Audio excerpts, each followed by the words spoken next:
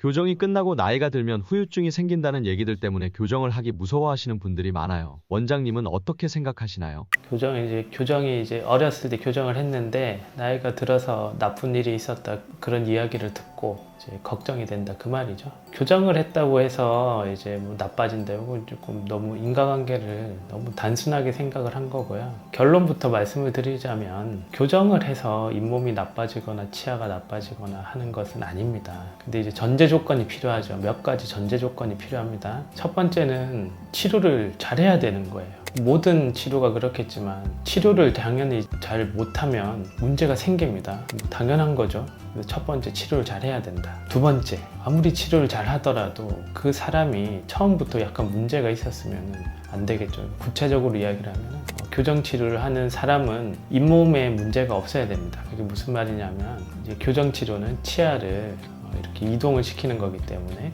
그 잇몸 속에서 움직이는 거죠. 그렇기 때문에 치주염이 있는 상태에서는 교정 치료를 하면 안 됩니다. 근데 치주염이 있는 경우에 잇몸 치료를 하면 당연히 그걸 치료를 아무리 잘해도 그건 나빠지는 거예요. 그래서 첫 번째, 치주염이 있는 상태에서 교정 치료를 하면 안 된다. 세 번째, 이게 치료를 잘하는 거하고 비슷한 이야기인데요. 맥락은 비슷한 이야기인데 약간 다른 이야기입니다. 치료의 계획이 정확해야 됩니다. 무슨 말이냐면은 치료를 잘한다는 것은 어떻게 보면 약간 테크닉적인 의미를 말하는 거예요. 치료를 잘한다는 거는 적당한 힘으로 너무 무리 가지 않게 부드럽게 이제 생리적인 이제 이동을 한다. 그리고 치료를 예를 들어서 이제 교정 치료를 했다. 기존 치료를 했을 때 끝났을 때 상태가 교합이 잘 맞고 치아가 좋은 상태로 끝이 나야 안정적이고 나중에도 유지가 잘 되고 잇몸이나 치아에 문제가 없는 거예요. 그게 치료의 의미고, 치료 계획을 잘 세운다는 건 어떤 의미냐면 이 사람을 교정 치료를 할 거냐, 이 사람이 교정 치료를 해서 좋은 거냐라는 걸 잘 판단을 해야 되고, 얻을 게 많이 있다는 게 이제 판단이 됐을 때 두 번째, 그럼 교정 치료를 어떻게 할 거냐,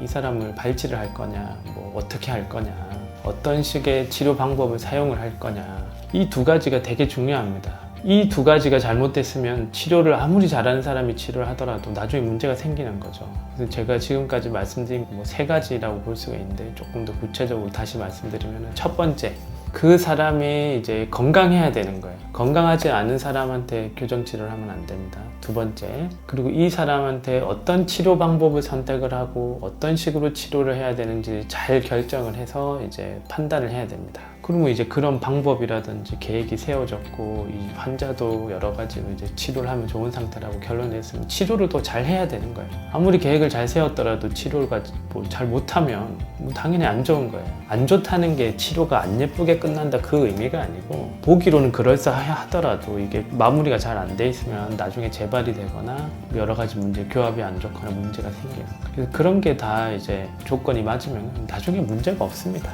근데 이런 질문을 하는 이유는 뭘까? 그런 얘기들이 좀 그런 이야기 많이 들어서 그런 거지.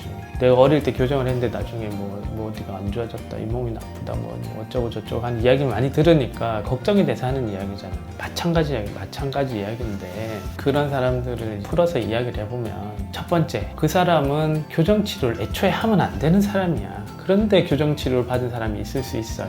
두 번째, 그 사람은 교정 치료를 하면 좋긴 한데 이 사람은 예를 들어서 발치를 하고 치료를 해야 되는 사람이다, 아니면 이 사람은 발치를 하면 안 되는 사람이다, 이런 게 있을 수 있거든요. 근데 판단이 잘못됐을 수가 있는 거예요. 판단이 잘못돼서 치료는 어떻게 끝이 났는데 나중에 문제가 생기는 거예요. 발치를 해야 되는데 억지로 이렇게 폈다고 생각을 하면 나중에 재발이 일어나거나 잇몸이 나빠지거나 그렇게 되거든요. 예를 들면 그렇다는 거예요. 반대로 이 사람은 발치를 하고 치료하면 안 되는데 잘못 판단을 해서 발치를 해서 교정을 하면 이렇게 얼렁뚱땅 끝은 났지만 나중에 그 자리가 다시 벌어진다든지 그런 문제가 생길 수가 있는 거죠. 세 번째는 아까 했던 똑같은 이야기인데 치료를 잘 못한 거예요. 치료를 잘 못할 수가 있어요. 그럴 수 있죠. 옛날에 다 치료받은 분들이니까. 그 옛날에 치과 선생님들이 정성 들여서 치료는 했지만 아무래도 기술의 편차가 있잖아요. 그래서 조금 치료가 좀 잘 안 됐을 수가 있는 거예요. 그리고 또 어떤 경우가 있겠어요. 그리고 교정이 문제가 아니라 사람이 나이가 들면 이가 안 좋아집니다. 예를 들어서 교정을 해서 안 좋아졌다고 생각하는 경우도 있겠죠.